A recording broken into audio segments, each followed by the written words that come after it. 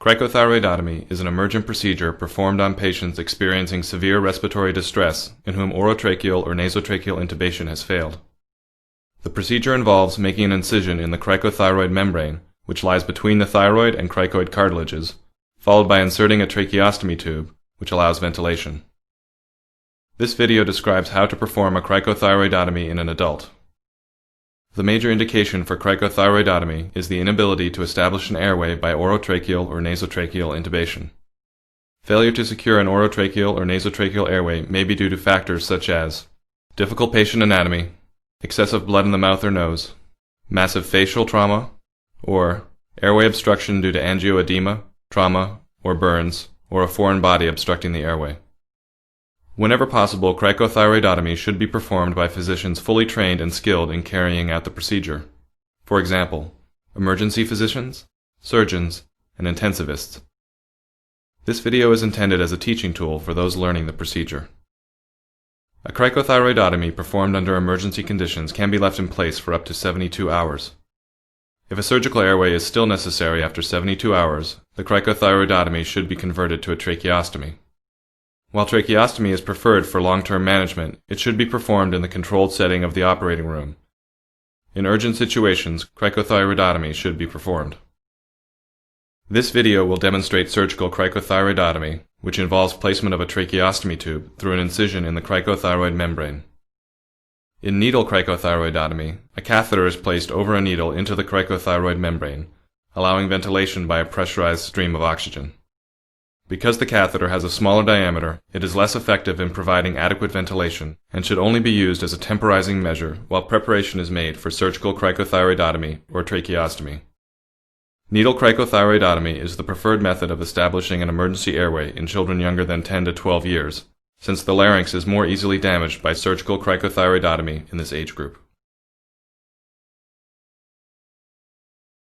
Cricothyroidotomy should not be performed when there is massive trauma to the larynx or cricoid cartilage, or when orotracheal and nasotracheal intubation are viable options but have not yet been attempted.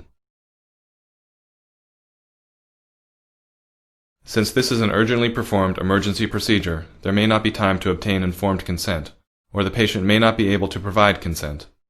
Cricothyroidotomy should be performed emergently even in the absence of informed consent. For sterilization and local anesthesia, the following are needed: gloves, protective gown and face shield, chlorhexidine or betadine, gauze pads, 1 or 2% lidocaine with epinephrine, and a 6 cc syringe with a 25 gauge needle.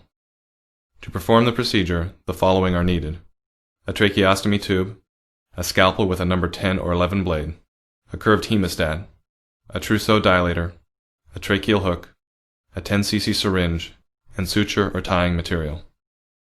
A 6 mm internal diameter tracheostomy tube should be used. The tube should be no larger than 7 mm in internal diameter. A larger tube would be difficult to insert into the cricothyroid membrane. The tracheostomy tube is comprised of 3 parts. The outer cannula has a neck plate extending from the sides that allows the tube to be secured to the neck with sutures or a cloth tie. The inner cannula has an adapter at the end that attaches to a bag valve device or mechanical ventilator. The obturator provides a smooth surface to guide insertion of the tube. Though a 6 mm endotracheal tube can be used as an alternative to the tracheostomy tube, it is much less preferable because it is more difficult to secure to the patient's neck. Certain devices or endotracheal tube holders may be used to help secure an endotracheal tube to the neck. Place the patient in the supine position. Since this procedure is performed in extremely urgent circumstances, there is not time to drape the patient. Chlorhexidine or betadine should be applied if time permits. If the patient is awake, administer local anesthesia. In this video, cricothyroidotomy will be demonstrated on a cadaver to illustrate pertinent landmarks clearly. Directions are given for a right-handed operator.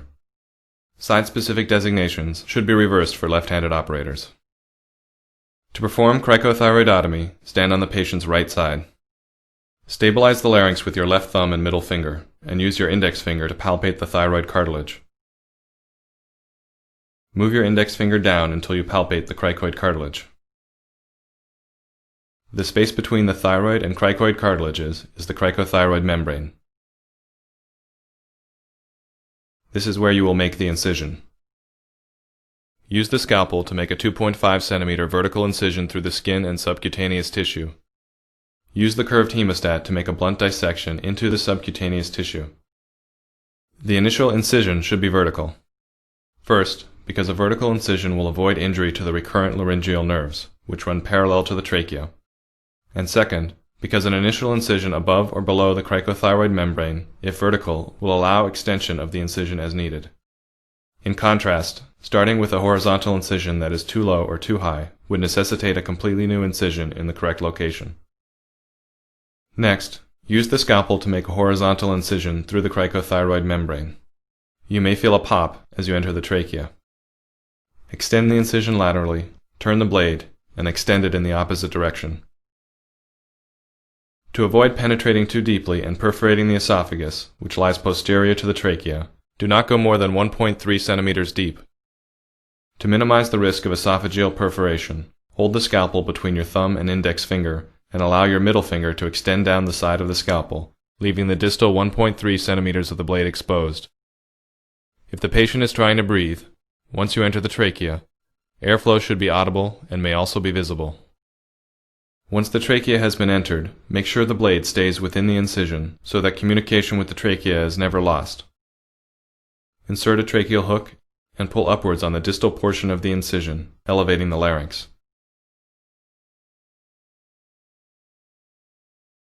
Once the tracheal hook is in place, you may remove the blade. Insert a trousseau dilator and open the membrane vertically. Then insert the tracheostomy tube.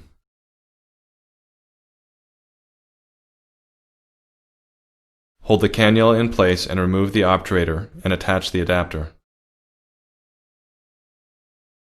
Inflate the cuff with a 10 cc syringe. Attach a bag valve unit and ventilate the patient. Look for symmetric chest rise and auscultate for symmetric breath sounds. Tie or suture the tracheostomy tube in place. Dispose of needles and sharps in the appropriate containers. There are three major complications of cricothyroidotomy. First, esophageal perforation occurs when the blade penetrates too deeply. To prevent this, allow only the distal 1.3 centimeters of the blade to enter the trachea.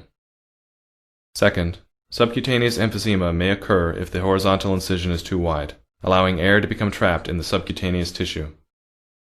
Third, excessive bleeding or hemorrhage may occur if a vessel is ruptured. If minor vessels are injured, the bleeding can be controlled with direct pressure. If major vessels, such as the carotid artery or internal jugular vein, are ruptured, ligation may be required.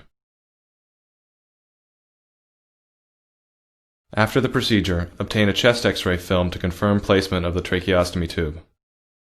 Call for respiratory therapy so the patient can be mechanically ventilated. Obtain a surgical consult so that definitive tracheostomy can be performed. An emergent cricothyroidotomy can be left in place for up to 72 hours.